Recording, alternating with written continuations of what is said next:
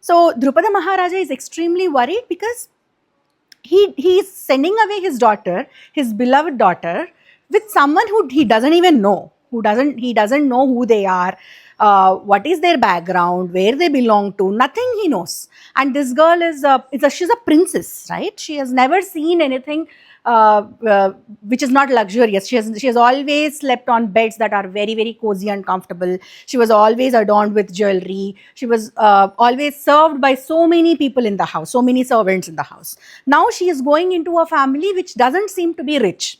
When he looks at all these 5 brothers and the mother, he never felt that okay, these people can afford anything.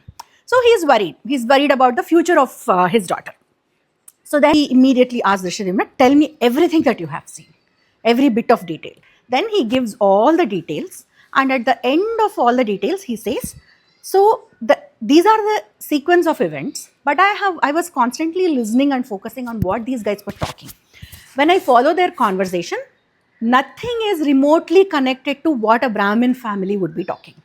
Their actions, the conversations, the topics that they are discussing, no Brahmin family would sit and discuss these things. They were not talking about puja, they are not talking about yajnas, they are not talking about yagas, they are not talking about anything that typically a Brahmin would do.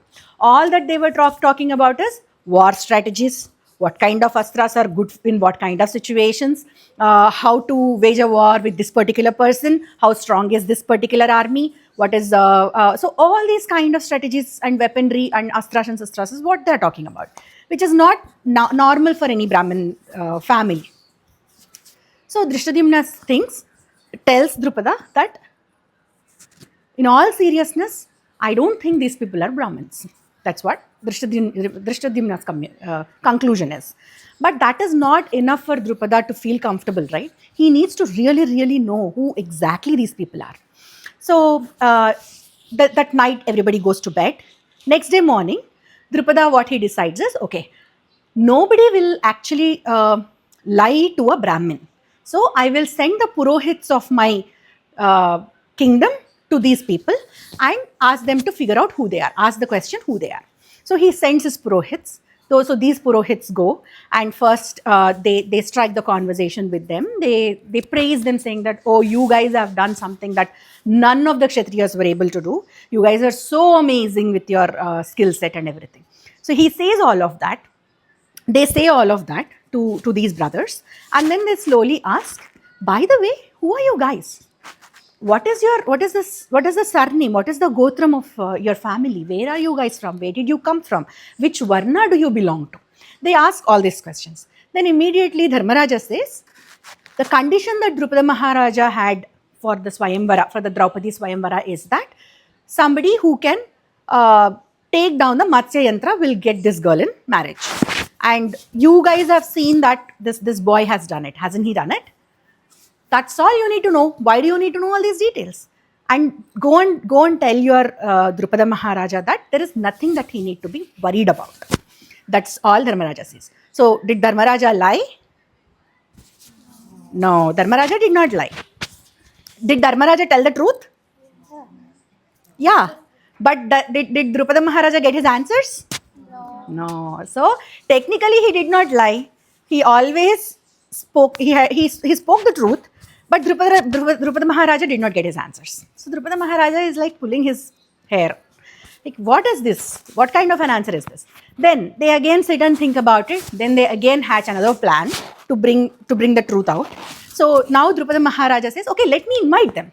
Why do I have to do this? Now, technically, this boy is my son-in-law. So I will invite them to my house for a lunch.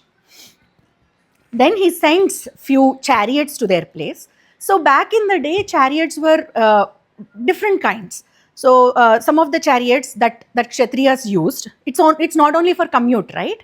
Chariot is for commute, but chariots were also used when there was a war going on. So they used to mount on the chariots, and that particular chariot will have a place to keep all the weapons and things like that. So those kind of chariots were very famous among the community of Kshatriyas, because Kshatriyas were the ones who waged wars and all of those. So he had sent some chariots that were typically used by Kshatriyas. some chariots that were typically used by Brahmins, some chariots that were used by other kind of community, other kind of varnas. So out of all those, without an iota of doubt, all these 5 people, they go and ascend the chariots that were meant for Kshatriyas. So now it is kind of clear that these guys are not Brahmins, but these are Kshatriyas. So that information goes to Drupada Maharaja. Now he has some level of confirmation that these are Kshatriyas. Then they go into the palace, and everybody is seated. And Drupada Maharaja, now he cannot contain this kind of anxiety anymore. He comes out and he asks Dharmaraja, because Dharmaraja looks to be the eldest among all the 5. So he asks Dharmaraja, okay, now enough of this suspense to me. Enough of the suspense. Now please tell me, who are you guys?